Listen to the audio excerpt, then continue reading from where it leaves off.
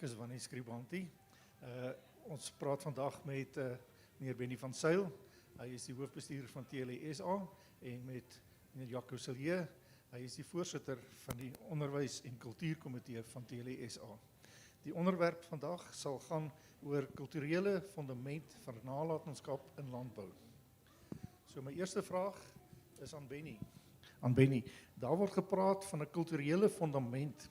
Met ander woorde, wat word gesien as die basis waarop kultuur ontplooi en ontwikkel word? Weet jy, Wannie, ja, wonderlike onderwerp, want ons is elke dag besig met kultuurontplooiing. Ons doen dit, of ons daarvan hou of nie, dis nie jou keuse nie. Dit wat jy doen is die skep van kultuur. Nou vir ons as Christene is dit 'n saak wat ons uit die woord uit gekry het. In die Bybel kry ons 'n kultuuropdrag, waar daar vir ons baie duidelik gesê word, jy moet bewaak, bewerk, jy moet gaan skep, jy moet gaan bou vir die toekoms. En daaroor is ons baie opgewonde, want ek dink dit is die fundament van hoe jy dan dinge ook vorentoe skep. Nou as jy dit nou gaan doen op 'n wyse wat nie volgens God se verordeninge soos bevat in sy woord is nie, kan ons vir die doel van die gesprek dit amper dwaalkultuur noem. En die vraag is net, wat is elkeen van ons besig? Wat is die norme, die waardes, die beginsels wat ons neersit in hierdie hele bepaalde proses?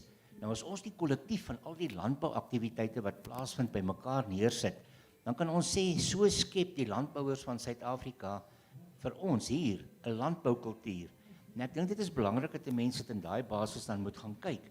Waar is my ingesteldheid? En enige landbouer wat dan ook daarmee help, het 'n rol te speel as entrepreneur, en dit gaan dan oor 'n paar aspekte, goed soos, het ek 'n sin vir dringendheid, het ek 'n toekomsgerigtheid, het ek 'n honger vir kennis, het ek 'n ingesteldheid om 'n sukses te maak, en het ek 'n verantwoordelikheidsaanvaarding oor daar waar ek by betrokke is vir my eie omgewing. En ek dink dit is baie belangrik dat 'n mens vir jouself dit moet uitklaar om te sê, in hoe mate bou ek op daai wyse dan ook aan 'n nalatenskap. Baie dankie Benny. My vraag dan aan Jaco is, in 2025 bring TLE-SA weer 'n onderwys- en kultuurkomitee tot stand, tot voordeel van sy lede. Wat was die doel agter die stigting van hierdie komitee?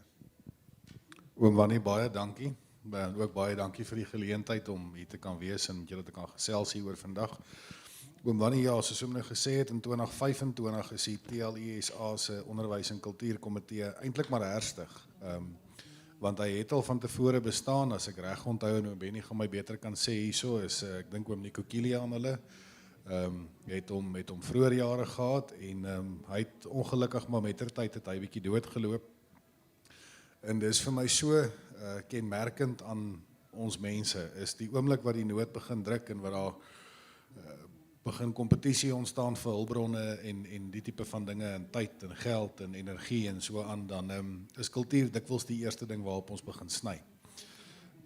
Maar in 2025 het ons juis dit goed gedink om weer die komitee op die been te bring, en die doel agter die totstandkoming van die komitee is om die mense ingelig te hou en die vervlakking wat in ons volkse kultuur ontstaan het oor die afgelope 30 jaar te begin teenwerk. En ook TLE-SA se gewig agter daai stryd te kan ingooi. Nou as ou kyk na die vervlakking van die kultuur waarvan ek praat, is ou kan maar net gaan luister na hoe mense erfenisdag wat in September volgende maand gevier word, dikwels na verwys as nasionale braaidag. Nou ek sê nie daar's enige iets fout met braaivleis nie, moet my asseblief nie verkeerd verstaan nie. Ons almal geniet dit, en dit is definitief 'n deel, 'n klein deeltjie van ons kultuur. Maar dit is definitief ook nie die som totaal van ons kulturele erfenis en nalatenskap wat soveel ryker is as net dit nie. Baie dankie Jaco, nee, ek stem nogal saam daarmee. My volgende vraag aan jou sal wees, wat is die doelstellings van hierdie komitee, wat moet dit bevredig onder die lede van TLE-SA? Oom Wannie, soos ek reeds genoem het, is daar 'n vervlakking in ons kulturele bewustheid, in ons kulturele opvoeding wat oor die afgelope 30 jaar plaasgevind het. En dit is 'n direkte invloed van die doelbewuste werking van die ANC, wat oor die afgelope 30 jaar deur middel van 'n onderwysstelsel ons kultuur en ons geskiedenis gekriminaliseer het. Nou, hoekom doen hulle dit? Hulle doen dit oor 2 redes. In die eerste plek, hulle doen dit om te wys dat alles wat fout gegaan het in die verlede is as gevolg van die leierskap van Afrikaner wees. En ek dink belangriker nog, dit is 'n uitstekende weerlig afleier vir die mislukkings van die afgelope 30 jaar wat onder hulle beheer en bestuur en beleidsomgewing plaasgevind het. So dis 'n baie goeie manier om half die blaam te verskuif na enige iemand anders toe buiten vir hulle self. Nou die doelstellings van hierdie komitee is 3-ledig. In die eerste plek wil ons graag weer die mense bewus maak van die prestasies van hulle voorouers en om op die manier weer hulle geskiedenis te leer en hulle trots te gee in wie hulle is en waar hulle vandaan kom. Tweedens wil ons graag die leuns en die wanvoorstellings wat deur die ANC propaganda geskep is regstel. En derdens wil ons graag bande bou met tersiêre onderwysinstellings, veral in die privaat sektor waar as 'n student homself wil bekwam in die landbou en veral in die landbou. Wil ons graag hande vat met daai mense en deur middel van ons lede terugvoer kan gee aan hulle of hulle sê maar sorg dat die studente hierdie vaardighede en kennisstel kan opbou sodat hulle die landboumark kan betree as goed ingeligte, goed afgeronde toekomstige landbouers. Baie dankie, Jaco. Benny, is daar iets wat jy wil byvoeg op Jaco se verklaring? Ja, weet jy, en Wannie, baie dankie en ek wil vir Jaco baie dankie sê. Hierdie is 'n bitter belangrike ding in die sin dat dit is die verantwoordelikheid van ons om dan daai ontwikkeling in 'n bepaalde rigting te laat plaasvind. Nou in Suid-Afrika se stadkundige omgewing het ons verskeidenheid van volkere en ons het nog altyd baie respek gehad vir die lewens- en wêreldbeskouing van 'n ander volk. Al verskil ons met mekaar. En net soos wat ander volke daai reg het, mag ons ook daai reg opeis. En ek dink dit is 'n baie belangrike punt, dat 'n mens moenie dit laat verlore gaan nie.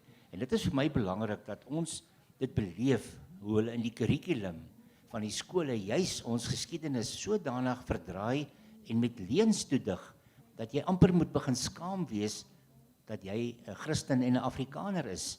En ek dink nie dit is die pad wat ons moet stap nie. So ons wil werklik waar sê dat hierdie hele benadering stuur eerder af op konflik. Jy gaan nie volkere se kulture van hulle wegvat nie. En wanneer ons nou met 'n verskeidenheid volke in ons land en ons doen dit gereeld skakel, dan is hulle ook ongemaklik hoe hierdie ANC oor die jare en nou die ANC geleide regering hulle kultuur eintlik van hulle ontneem. En dit gaan spanning teweegbring en daarom sou dit beter wees dat 'n mens eerder, en dis 'n gesprek vir 'n ander dag, moet gaan sê op hoe wyse kan ons 'n model in Suid-Afrika hê waar elke volk sy eie lewens- en wêreldbeskouing, sy eie kulturele ontplooiing kan doen volgens die waardes en beginsels waarin hulle glo. Ek dink dit sou vir ons op die einde van die dag 'n baie beter uitkoms gegee het vir stabiliteit, anders as wat ons nou ervaar, omdat elke persoon voel, ek moet my rug styf maak teen dit wat op ons kinders geprojekteer word, wat vir ons onaanvaarbaar is. Ja, inderdaad, baie dankie. My vraag nou aan Jaco, hoekom is dit belangrik vir die individu om hierdie kennis oor sy eie kultuur en herkoms te hê?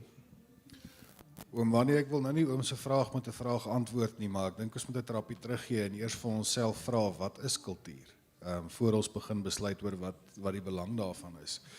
En ek dink kultuur is 'n alsomvattende term wat 'n mens se ingesteldheid, jou opvoeding, jou geskiedenis, jou gebruike, jou wêreldbeskouing, die ideologie waarvolgens jy leef, alles insluit. Dit is van jou kleredrag tot jou eetgewoontes, tot jou geloof en jou manier waarop jy sosiaal interaktief is met ander lede binne 'n groter omgewing en binne 'n groter samelewing. Nou, om te antwoord is ek dink die afwesigheid daarvan. As ons sê dit is wat kultuur is, dan wil ek vir hom sê ek dink die afwesigheid daarvan is die verskil tussen 'n goed afgeronde, goed ingeligte, intelligente mens teenoor 'n barbaar. So hoekom is dit belangrik vir ons mense om hulle kultuur te verstaan en te ken en uit te leef? Is dit maak hulle goed gebalanseerde, opbouende lede van die samelewing. waarsonder hulle nie 'n bouende bydrae sal kan lewer nie. Baie dankie Jaco. Maar ek het nou 'n vraag aan Benny. Soos deur Jaco genoem, is die som totaal van ons handelinge die kultuur wat ons skep vir die toekoms. Om hierdie kultuur oor te dra, verg dat ons uitdrukking in woord gee. Ons Afrikaans het met sy ontstaan en ontwikkeling baie uitdrukkings, idiome en woorde vanuit die landbouomgewing en juis ook die Bybel gekry. Kan jy hier bietjie hierop uitbrei? Wanneer ja, weet jy, dis wonderlik dat ons met so pragtige taal onsself kan uitdruk. Ek dink Afrikaans is seker een van die mees beskrywende tale in die hele wêreld, met al die idiome en die slagspreuke en die uitdrukkings wat ontstaan het. Daai tyd in sy tyd van ontwikkeling was dit amper dat die Bybel die enigste wetsboek en leesboek was, en so is baie woorde ook geleen en ontleen uit die Bybel uit, maar ook so met die harde wyse van hoe ons voorouers ook in hierdie land hulle kultuuropdrag hier kom uitleef het hulle ook met juis dit wat in die ontwikkeling van ons land plaasgevind het, die groot trek, die landbouomgewing, jy weet, is daar so baie woorde en goed wat daar uitgekom het, wat regtig vir ons, as jy vir iemand sê, en my maat my dit nogal baie toegedig, as ek nie graag wou bad nie, het sy vir my gesê, man, moenie 'n linsriem wees nie. Nou, almal wat 'n wa ken, daai lins wat die wiel vashou in die as, met die linsriempie, laat keer dat die lins uitval, is seker die vuilste deel, want hy was in gries verpak, die ding, in die hele wa, so ek het baie gehoor, ek moenie 'n linsriem wees nie, en dit is baie beskrywend, en iemand wat daai geskiedenis ken, weet dadelik wat bedoel jy, maar so is daar baie ander uitdrukkings ook, jy weet, die appel het onder die boom geval, of nie ver van die boom geval nie, of wees die sout van die aarde, jy weet, wees die lig, wees die, weet, in die omgewing, en dit is woorde wat uit die Bybel uitkom, en as ons daai woorde gebruik, dan bedoel ons iets daarmee, en dit is omskrywend, en dit is pragtige woorde, wat ons vir mekaar kan sê, jy weet, daar is groot klomp goed, jy weet, 'n wolf in skaapsklere, jy weet, die kalf het in die put geval, ag, ons kan aangaan, jy weet, moenie 'n skeibreker wees nie, woorde wat ontleen is, uit die wonderlike ontwikkeling van ons geskiedenis, en ek dink dit het ons taal so verryk, dat ons vandag ons op 'n pragtige manier kan uitdruk, en ek wil tog ietsie vandag deel, en wanneer Jaco, dit is vir my 'n baie hartseer saak, as ek so na die sosiale netwerke kyk, en ek sien hoe ons mense, wat beskik oor die mooiste taal in die wêreld, ons taal baie keer so opmors, met swak taalgebruik, ander woorde van ander tale tussenin sit, en dan wil ons nie eers praat van die vloekwoorde nie. En ek wil werklik waar net 'n pleidooi rig. Kom ons ontwikkel ons taal op die wyse hoe hy gekom het, op 'n koers waarop ons kan trots wees, dat daai nalatenskap uit ons geslag uit ook 'n nalatenskap is wat sê, Afrikaans staan as taal bo al die tale van die wêreld uit. Dis 'n taal waarop hierdie volk trots kan wees, en ons elkeen het die verantwoordelikheid om hom so te gebruik. Ek stem saam, Benny. Die volgende ding wat my nogal pla in die sosiale media is die spelling van ons mense, wat verskriklik swak is. My volgende vraag aan Jaco, op wie is die werk van hierdie komitee dan nou gemik? Oom Wannie, net voor ek by die werk van die onderwys en kultuurkomitee kom, wil ek ook net by oom Benny aansluit, en ek dink dit is baie belangrik vir al hierdie jaar. Daar's 'n groot dryf, wat julle seker ook al op sosiale media en in die groter media gesien het, waar Afrikaans hierdie jaar sy 100ste bestaanjaar vier. En as 'n mens net na die geskiedenis van die taal gaan kyk, is dit so ongelooflik ryk, en ek dink dit is so ongelooflik om te sien waar ons vandag gekom het, en waar ons begin het. En dit is uit en uit te danke aan taalpioniers wat vasgebyt het en wat die onmoontlike vermag het in hulle tyd. Maar dit is deel van die werk van die kultuurkomitee ook, is dan om hierdie tipe kennis en goeders oor te dra aan ons kinders. Nou as 'n mens praat oor onderwys en kultuur, onderwys dink 'n ou onmiddellik aan kinders en skoolgaande kinders vandag, maar weer eens sit ons met die probleem dat die onderwysstelsel, die openbare onderwysstelsel word deur die afgelope 30 jaar gereguleer en voorgeskryf en saamgestel deur die ANC regering. En dit word 'n spreekbuis vir ANC propaganda. Nou, ons weet ook dat kinders leer kultuur nie noodwendig in die onderwys nie, maar meestal by die huis. Dit is die ouers se plig om daai kulturele oordrag aan die kinders te doen. Maar nou dink ons aan 30 jaar gelede en dan besef ons dat almal vandag jonger as 48 is deur daai ANC propaganda masjien. So op wie dit gemik is, ek dink eerstens moet 'n mens die ouers teiken. 'n Mens moet die geslag bo 30 onder 50 moet 'n mens leer en laat verstaan, want baie van hulle het hulle kultuur vervlak en hulle kom uit 'n tydperk uit hier in die middel laat 90s vroeg 2000s waar die Afrikaner woord amper 'n vloekwoord was. Jy wou dit nie sê nie. Mense het gepraat van 'n Afrikaans, ek is Afrikaans of ek is 'n Afrikaanse persoon. Dit is eers van, ek wil amper sê na 2010 af, wat daar weer werklik waar 'n volkstrots en 'n Afrikaner trots begin ontstaan het in die breë gemeenskap. Ek veralgemeen nou, ek weet daar is gevalle waar dit nou nie die geval was nie, maar oor die algemeen.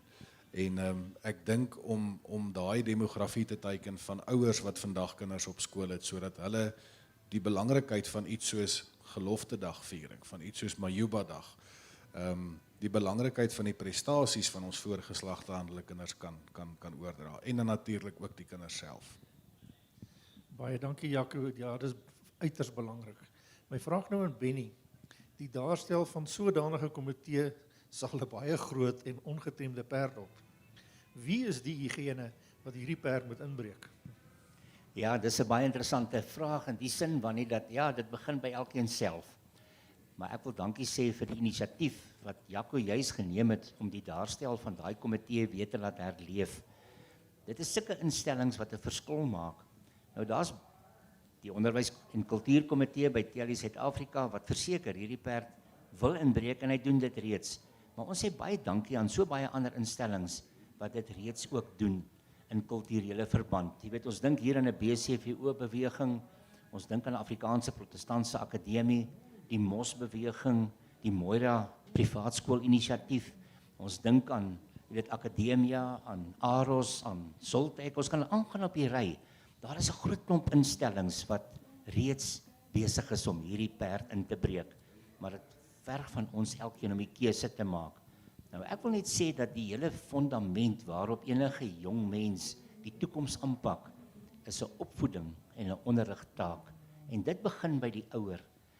Ons as Christenouers het 'n doopbelofte afgelê, waarin ons onderneem het om ons kinders groot te maak en te leer en te laat onderrig in die vrees van die Here. Doen ons dit werklik waar nog? Is dit die fundament wat ons in huisgesin verband kry, om dan die regte fundament neer te sit waarop daar dan die toekoms gebou word? En ek dink dit is 'n baie belangrike punt dat ons vir mekaar moet sê, daardie doopbelofte het vir jou 'n bepaalde verbintenis gegee aan die woord van God, om daai verordeninge uit te dra as die rigsnoer om jou kind die toekoms in te stuur.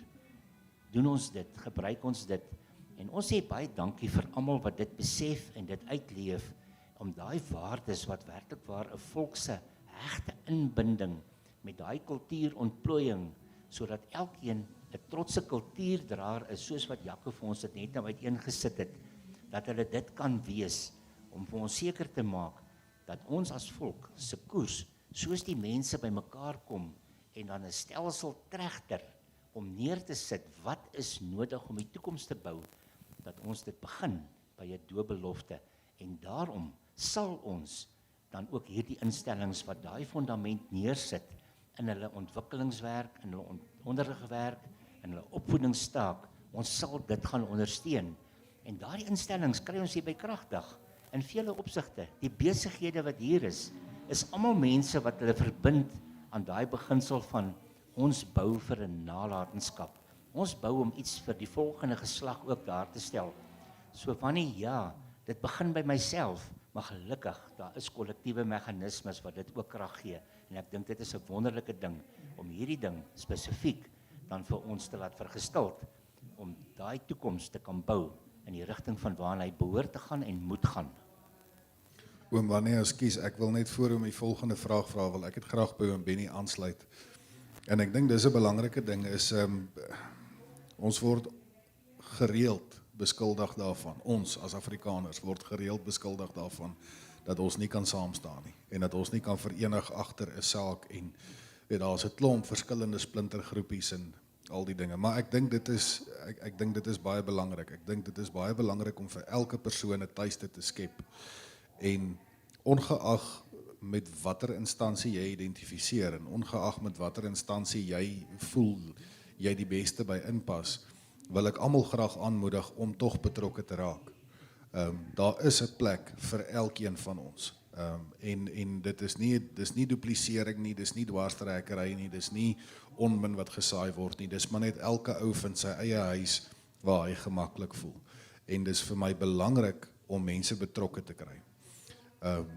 Dis vir my meer belangrik om ouens betrokke te kry by 'n organisasie met wie ek nie noodwendig saamstem nie, as wat 'n ou net doodjevoudig apaties is en wegraak in die groter samelewing. En ek wil daarmee graag ook, oom Benny het nou 'n klomp instellings genoem en ek weet daar's baie instellings. TLESA is nie uniek in dit wat hulle doen met die onderwys en kultuurkomitee nie. Daar's baie instellings wat oom Benny genoem het wat reeds besig is daarmee.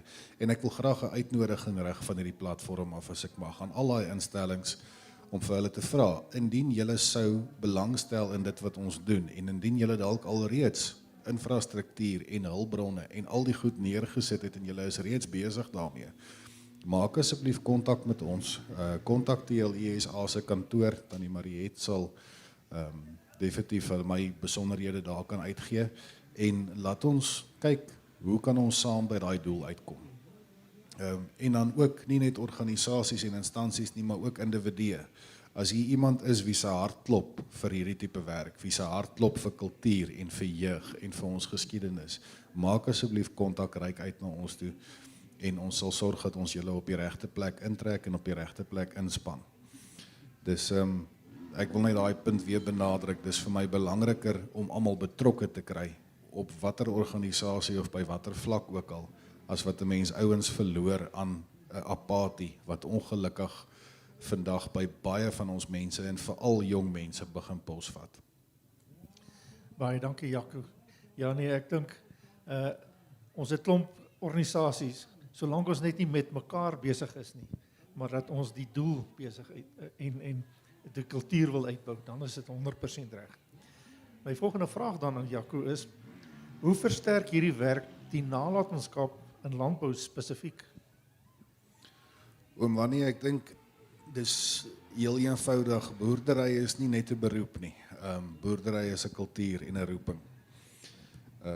En ek dink dis 'n manier van leef en daar's 'n subkultuur wat onder elke gemeenskap begin vorm naderhand. En ek dink dit is daarom so belangrik. En ons sit vandag in 'n situasie waar baie van ons jong mense en ouer mense en mense my ouderdom wat so tussen die twee val wat nie lekker weet of ons tussen die boom of die bas is nie, gaan soek hulle heil oor see en op ander plekke.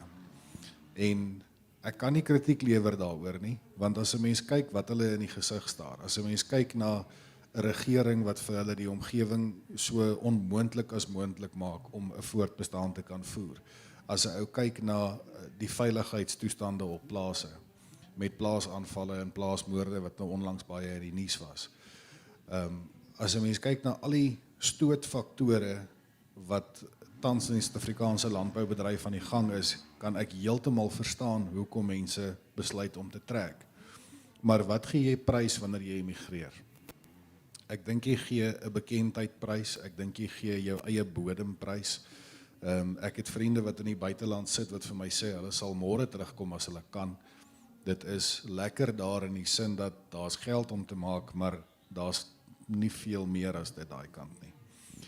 En ek dink as 'n mens vir ons mense kan leer wat hulle agtergrond is, waar hulle vandaan kom, wie hulle was, wie hulle voorouders was, wat hulle vermag het in hierdie land, hoe hulle die wildernis getem het en 'n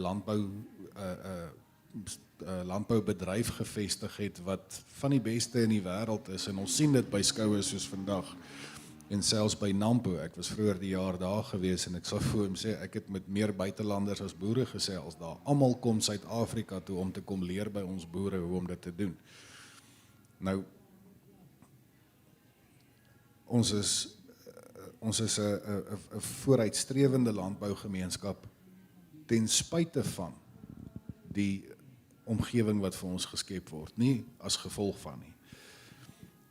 Daarmee saam wil ek ook sê dat ek dink elke boer wat uit die land uitgaan, is 'n verlies vir Suid-Afrika, 'n verlies aan 'n ekonomiese eenheid, daar's 'n verlies aan werkskepping, daar's 'n verlies aan kundigheid, dis vir daai gemeenskap is dit 'n reuse verlies. So ons wil regtig graag hê dat deur hierdie bewusmaking van ons erfenis en van ons nalatenskap, dat ons mense kan motiveer om eerder te bly en aan te hou veg.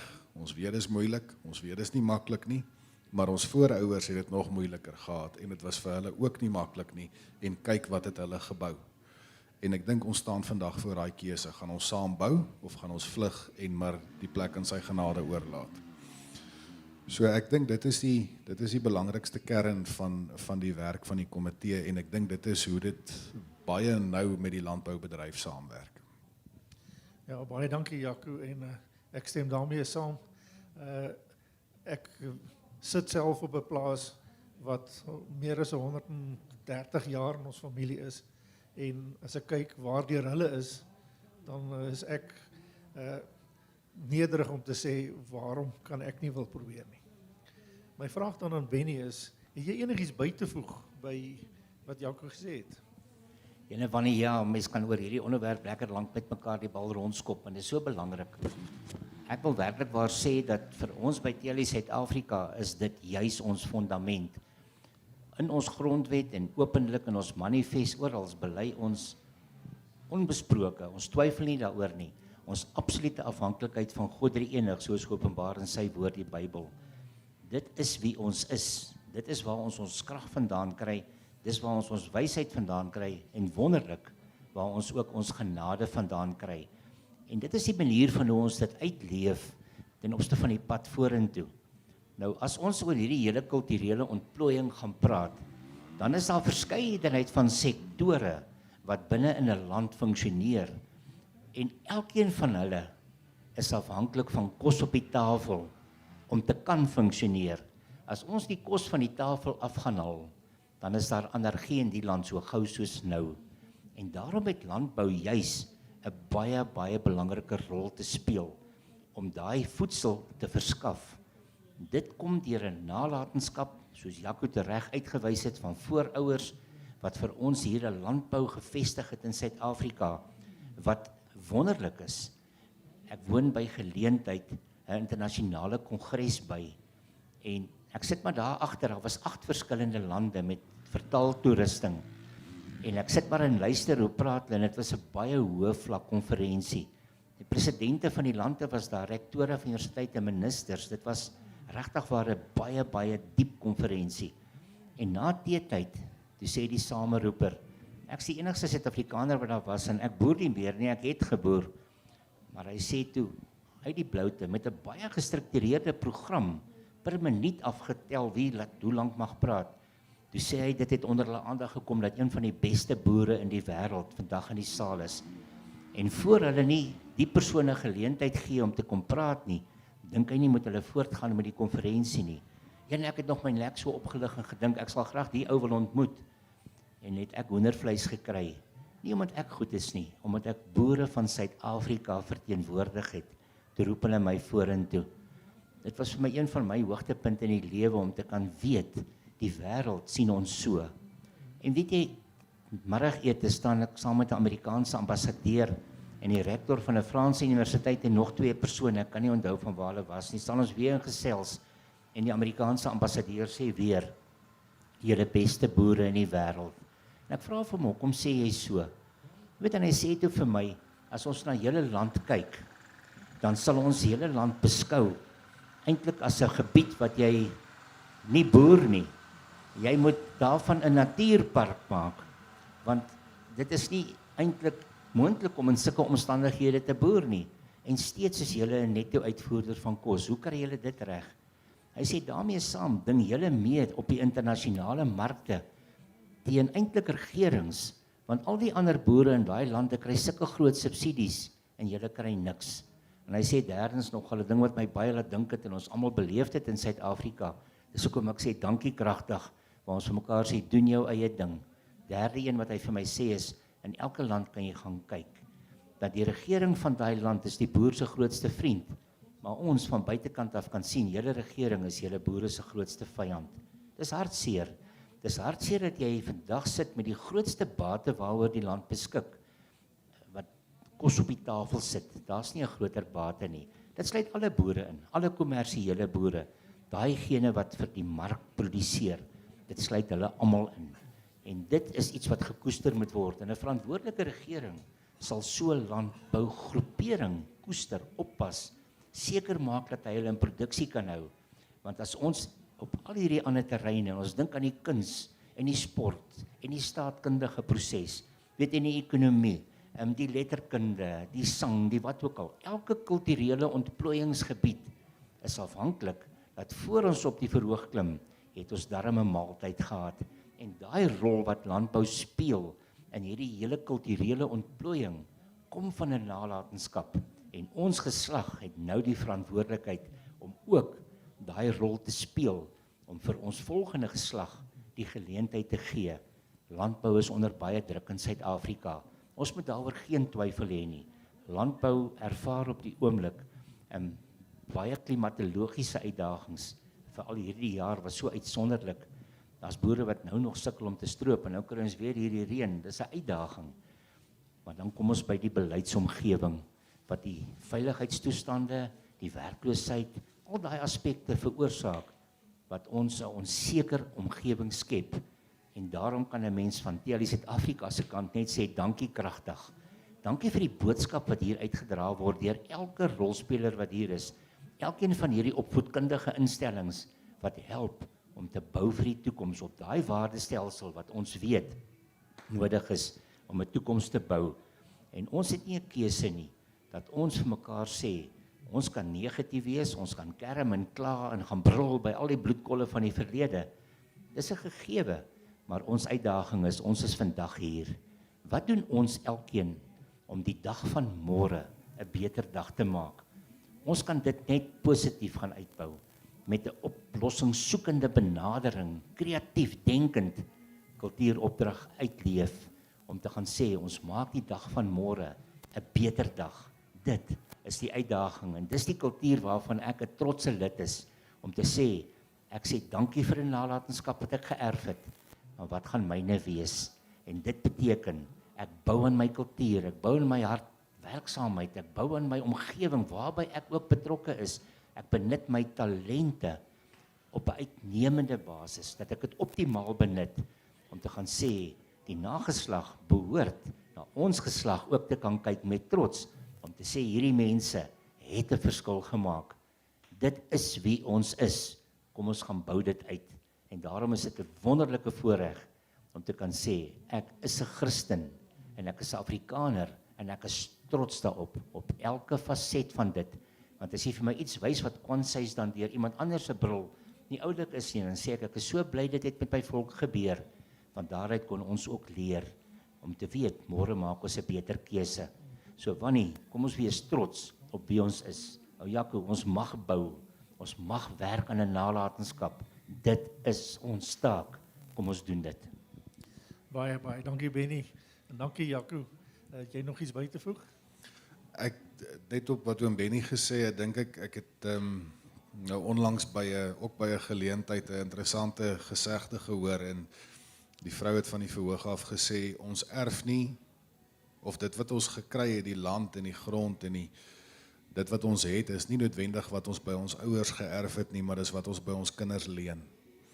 En ek dink dis 'n baie, as 'n mens na erfenis kyk en jy draai dit daai kant toe om, nie net wat sy erfenis ontvang ek nie, maar wat sy erfenis laat ek na, dan dink ek is dit uiters belangrik vir ons om met hierdie tipe goeders oor te gesels. Ek dink dis besonder belangrik vir ons om hierdie tipe gesprekke te voer, en ek dink dit is regtig nodig dat ons begin dink en kyk na wat gaan ons vir ons kinders agterlos? Gaan ons vir hulle 'n beter omgewing en 'n beter omstandighede agterlaat as wat ons geërf het?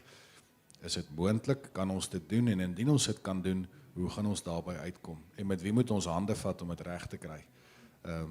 Ek dink dit is 'n belangrike punt om te maak en om te onthou. Wanneer ek wil graag net nog iets byvoeg. Weet jy, ek was so staan dit 4 eendag daar by my ouma daar op bed al in die kombuis daar voor die koolstoof. Toe vra sy vir my die vraag: "Wat is jou kosbaarste besitting wat jy hier op aarde het?" Ja, en ek het nou nogal ag soos 'n seentjie daai ouderdom het ek seker ek kan nie onthou nie dalk van gesê my Bybel of wat belangrik is. Sy het vir my gesê ja, dis baie belangrik, maar jou kosbaarste besitting, wat is dit?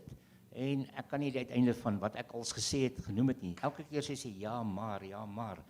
En op die einde van die dag, dis sê sy vir my die kosbaarste besitting wat jy het is jou naam, jou integriteit. En dis wat Jaco ook hier op sin speel.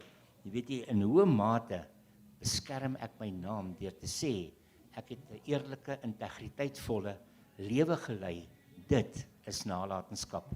As elke persoon sê my integriteit en my trotse naam is iets wat ek nalat, dat die nageslag ook kan sê ek kyk met trots op na hierdie voorgeslag wat ek met my voorouers doen, dan het ons geslaag ook in ons kultuuropdrag. Baie dankie Benny, dit is so waar. En ek sien dit is waar TLI na mik en ek moet sê ek is baie trots om ook deel daarvan te wees. Baie dankie oom Wannie en baie dankie aan almal wat kom kyk het en kom saam luister het. Van my kant af ook groot waardering, baie dankie.